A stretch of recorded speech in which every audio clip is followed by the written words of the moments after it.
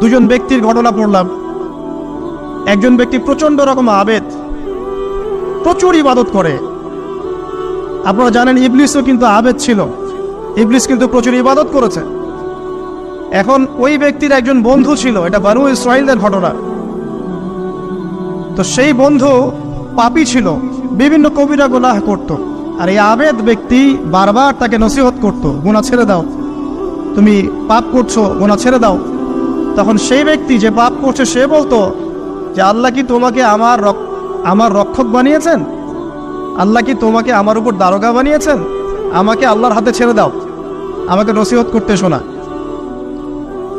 একদিন এই আবেদ ব্যক্তি তার বন্ধুকে একটা জঘন্য পাপ করতে দেখলো, এমন একটা পাপ যেটা দেখে তার মনে ধারণা আসলো এটা চরম জঘন্য একটা কাজ।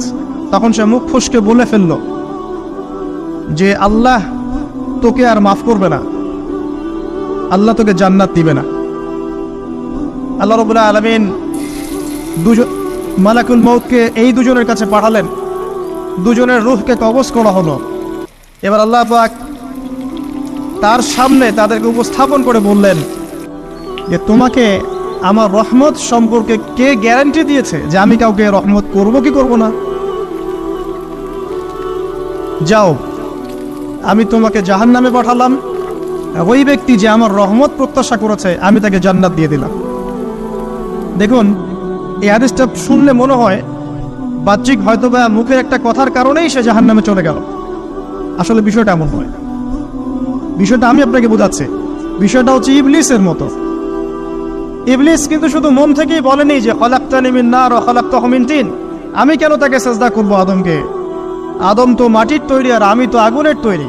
এটা ইবলিসের শুধু মৌখিক স্টেটমেন্ট ছিল না, কারণ কি ছিল? আবা ওয়াস্তাকবার, সে উদ্ধত হয়েছিল, অহংকার প্রদর্শন করেছিল। ভিতর থেকে ইন্টারনালি সে অহংকারী ছিল, সে আন্ডারএস্টিমেট করে কথাটা বলেছে, শুধু মৌখিকভাবে বলে নাই। কিন্তু ঠিক এই ব্যক্তির ঘটনা এমনই, সে মন থেকে অহংকারী হয়ে উঠেছিল, যদিও বা সে আবেদ ছিল।